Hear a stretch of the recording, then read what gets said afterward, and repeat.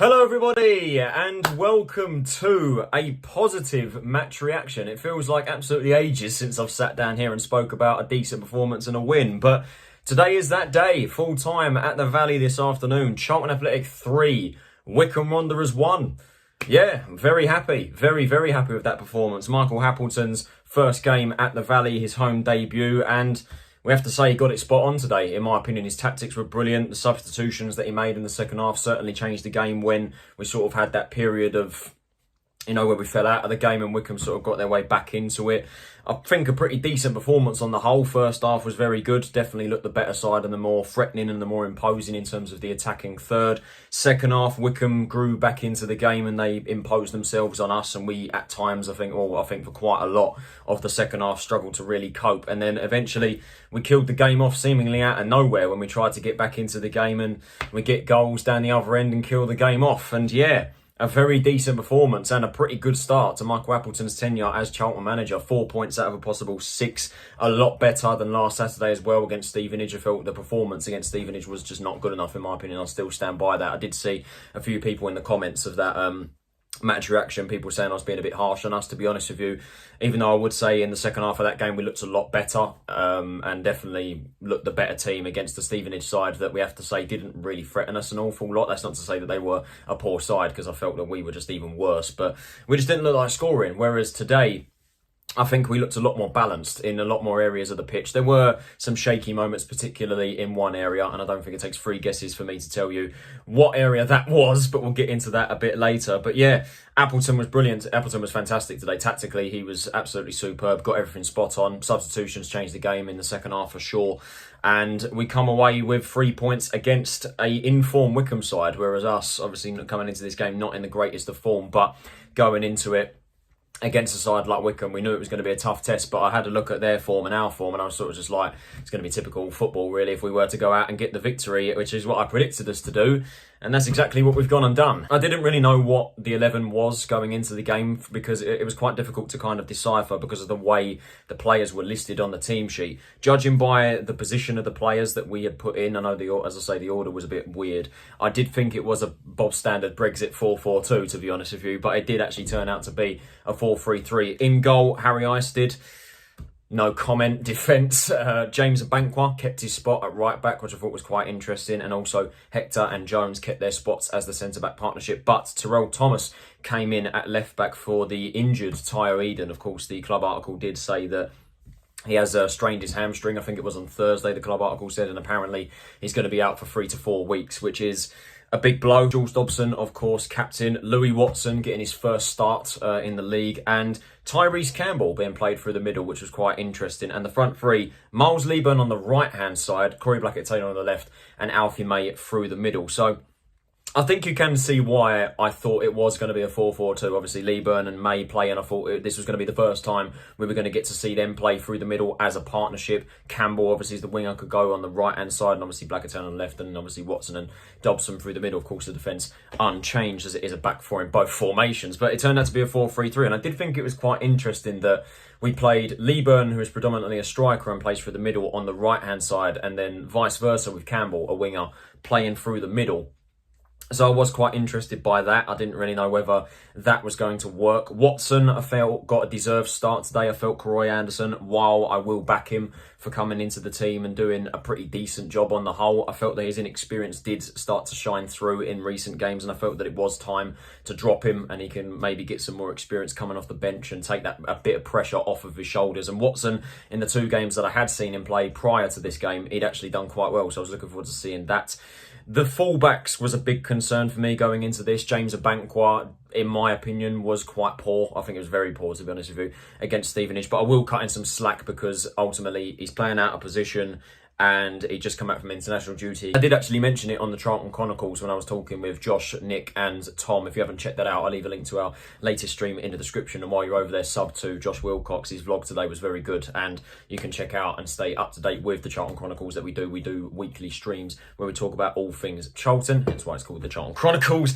I did say that I would have liked to have seen Ness in that position, and I know obviously that's not his position either, but I felt that Ness would be someone that could possibly play that position position. But anyway, Appleton stuck with Abankwah, so I was looking forward to seeing how he would do, whether he would improve on that display. And then as for Thomas, obviously, you guys know how much I don't really rate him. I know that he has put in some decent performances in the past. It's just over the course of a full season when Eden, well, I was kind of hoping that Eden wouldn't get injured, but now that it has happened and he's going to be out for a lengthy period of time, I'm not confident in Thomas being that, being that cover. I think the fact that we don't have an actual left back in that position isn't good enough. And as for Harry Isted, very lucky man, to be honest with you, to still be in the first team over Maynard Brewer.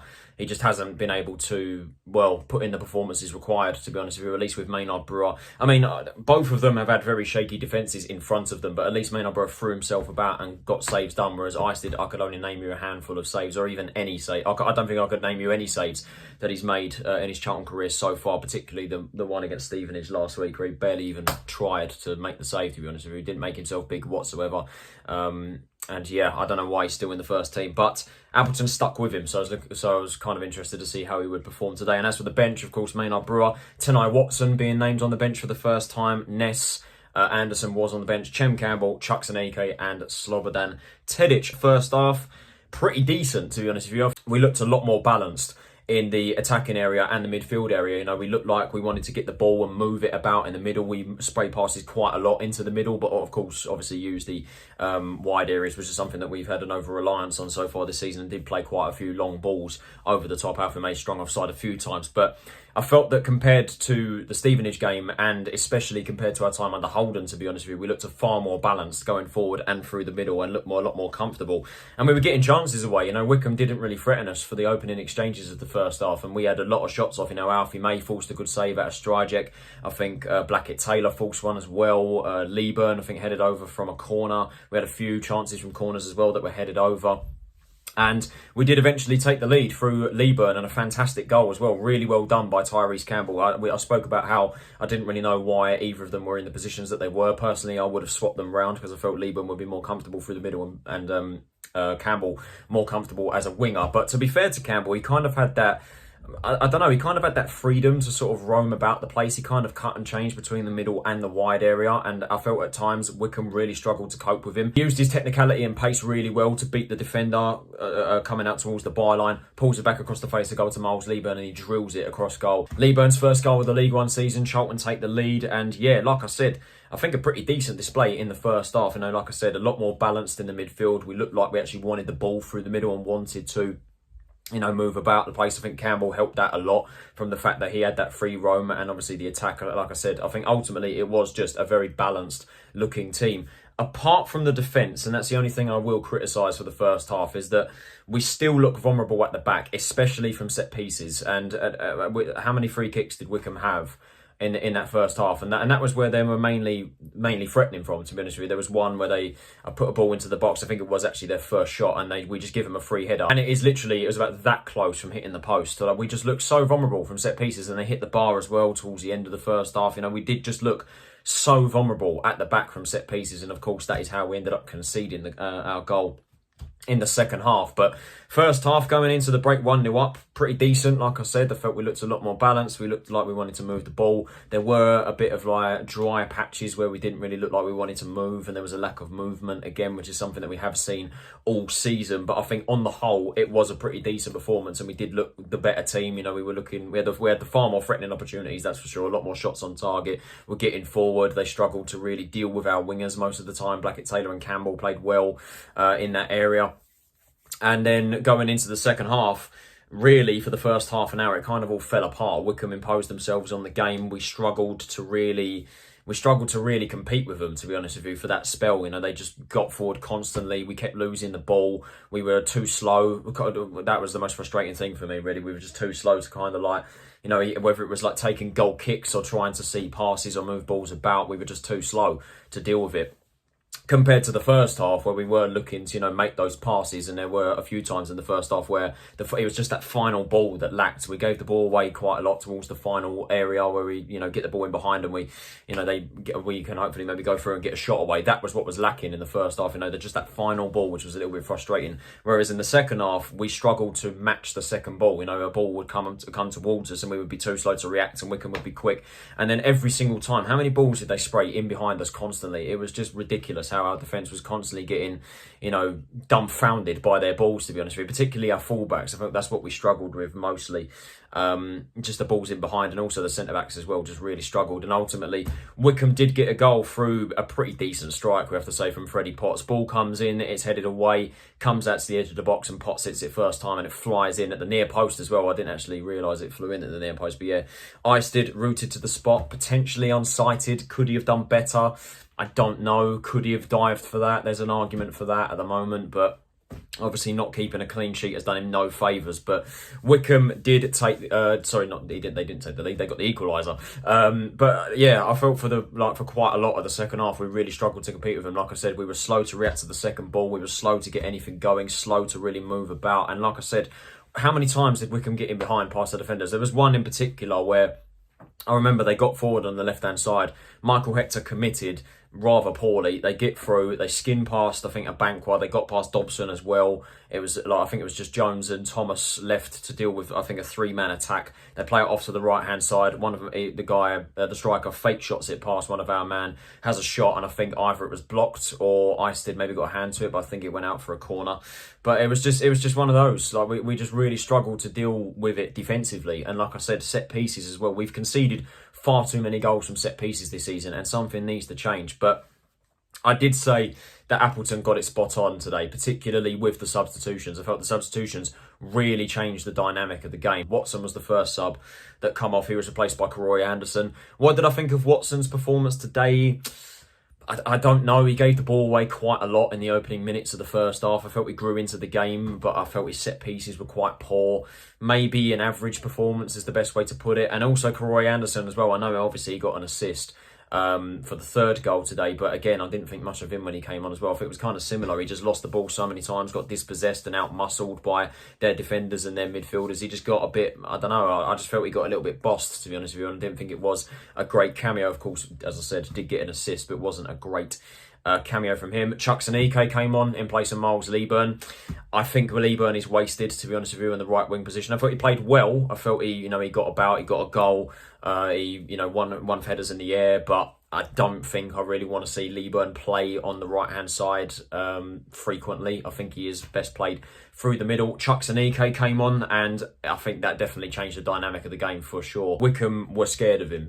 Once again, just Aneke being able to body past defenders, use his strength to hold up the play, win balls in the air. Again, showing how vital of a player he's going to be for us this season, provided he can stay fit. And then the triple change really changed the game. Michael Hector came off, who was shocking again today. He was really poor. I felt he started well, but again, just looked so shaky in areas like the chance I said there where he committed to the ball was just shocking.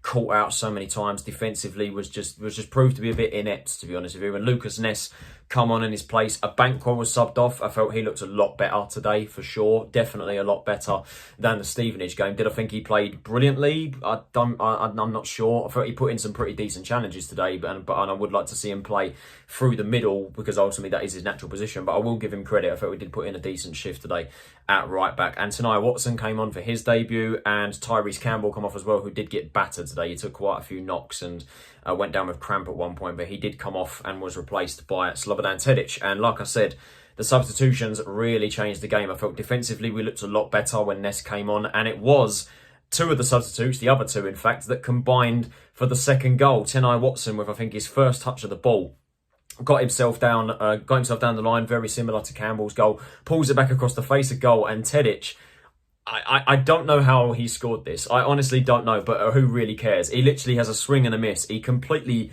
miscues the shot completely, but it's somehow managed to spill its way into the bottom corner to make it 2-1. Tedic getting his first goal for the club, Watson getting his first assist with, I think, both their first touches of the ball. And yeah, it doesn't really matter how they go in as long as they go in. And I think Tedic would definitely like to score a lot more, or get a lot more cleaner connection on the ball and score a much better goal than that, but I don't think he'll really care. He's off the mark now.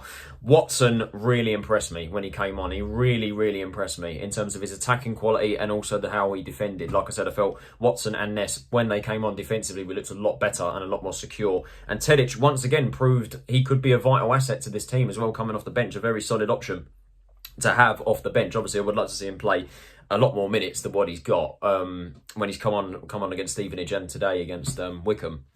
But I think the fact that he has come on and got a goal, yes, obviously a miscue, and he would like to get a stronger connection, but ultimately it went in the back of the net. It shows how good of a player he could be. And of course, beyond that point, Wycombe did try and get forward a few more times. Very nervy when it was 2-1. And I don't know where the ref got 8 minutes of additional time from. I don't know where that came from. But it was very nervy towards the end of the game when, they were trying to get forward. And I know how leaky our defence was and how many late goals we've conceded. But we did eventually kill the game off through the birthday boy, Karoy Blackett-Taylor. And I think that is definitely a lesson learned for Wycombe. And defences in League One. You do not stand off Blackett-Taylor and give him the time and space. Anderson gives Blackett-Taylor the ball. He kind of stands still, doesn't really know what to do. I initially thought he was going to go to the corner flag, but he beats the right back with one touch, cuts inside on the other side, beats the other centre-back, who literally runs his way into the box, takes another touch and slams it into the bottom corner for 3-1. Fantastic goal. Blackett-Taylor's second goal of the season, 2 in 2 games. 2 goals in additional time as well now for him, which is absolutely brilliant. And yeah, really happy for the fact he got a goal on his birthday, and I think a deserved goal as well from what was a very decent performance from CBT, and that ultimately killed the game off. Charlton Athletic 3, Wycombe 1 was the full-time whistle. Like I said, a very decent performance on the whole. There was that shaky moment, or a shaky half an hour, should I say, where I thought we really struggled to deal with Wycombe's play in the second half, where they definitely looked a lot better and they imposed themselves. I think we were too late to react to quite a lot of things. We were just too slow. They got a goal, which was a very good strike from Potts, but eventually the substitutions changed the game. As I said, Appleton tactically got his spot on today. Some pretty standout performances there today as well. Blackett-Taylor was fantastic out wide. Dobson superb as ever. Lloyd Jones, I think, really went under the radar today, or I think is going under the radar through how good his performances have been. He was fantastic again today. Won everything in the air defensively. You guys know it's coming. Terell Thomas, we do have to talk about it. I felt he did have a good game today. I have to say it. I know I've slandered him so many times, and I've kind of hinted that I slandered him going into this. Obviously, I wasn't confident with him playing left back, but I will give credit where credit is due. Thomas had a good game today. This is something to build upon. I would like to think that it is something to build upon. We looked a lot more balanced today in midfield and attack. Still that defence to sort out. Hopefully we can kick on now and get a few more points on the board. So that is it for this match reaction, guys. I hope you guys did enjoy it. If you did, can you possibly leave a like, subscribe if you are new to the channel, and turn on those post notifications so you're notified of every time I upload a new video. What do you guys think of the game? Let me know in the comments below. This has been Tyler Anderson. Have a nice day, and I will see you all in the next video. Take it easy, stay safe, and I'll see you all then.